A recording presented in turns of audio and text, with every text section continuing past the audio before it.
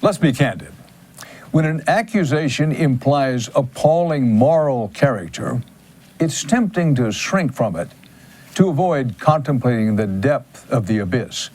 But anytime the President of the United States unleashes lethal military power, we as American citizens are obliged to ask why. As Americans wondered whether President Trump would do so as a distraction to wag the dog, on Friday, he gave this explanation for his missile attacks on Syria. Last Saturday, the Assad regime again deployed chemical weapons to slaughter innocent civilians, this time in the town of Douma, near the Syrian capital of Damascus.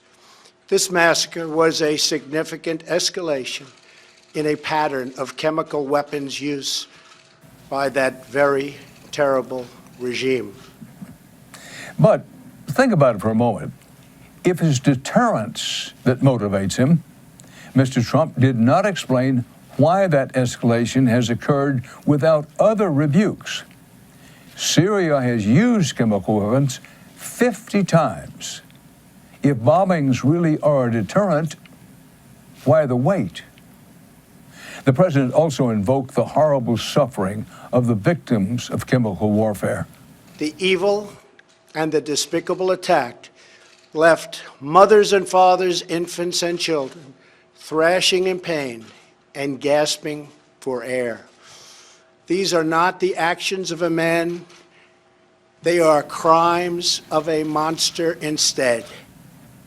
But if it's compassion that motivates him, Mr. Trump did not explain why a man who would not give shelter to those gasping for air would not let them breathe easy in freedom, or why Syrian suffering has only moved the Trump administration to admit 11 Syrian refugees this year. 11. When we ask why President Trump sent those missiles, we also have to ask what else he has sent. You probably didn't hear it on TV, but it turns out the answer is military contractors. As the young Turks just reported, the Pentagon for the first time is now including Syria, along with Iraq, in the military census of its contractors. How many? We can't be sure. What they're doing? Also unclear. And we also don't know how many uniformed troops are in Syria. The Military Times reports now that the Pentagon is no longer releasing those numbers for Syria or Iraq or Afghanistan, not just for today, but even for the past. Troop counts that were previously public, now erased. Troops already invisible on our TV screens, now deleted from even our public records.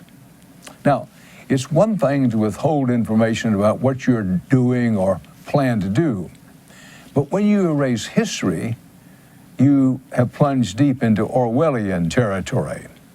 Whether we're talking Syria, your tax returns, or Russia, when you render the truth unknowable, you compromise our ability to make sound judgments. But in doing so, you destroy also, Mr. President, our ability to fairly judge you. You compromise the presumption of innocence. And as long as you unnecessarily hide this nation's actions and your own behind a cloak of secrecy, you expose yourself to suspicion of guilt.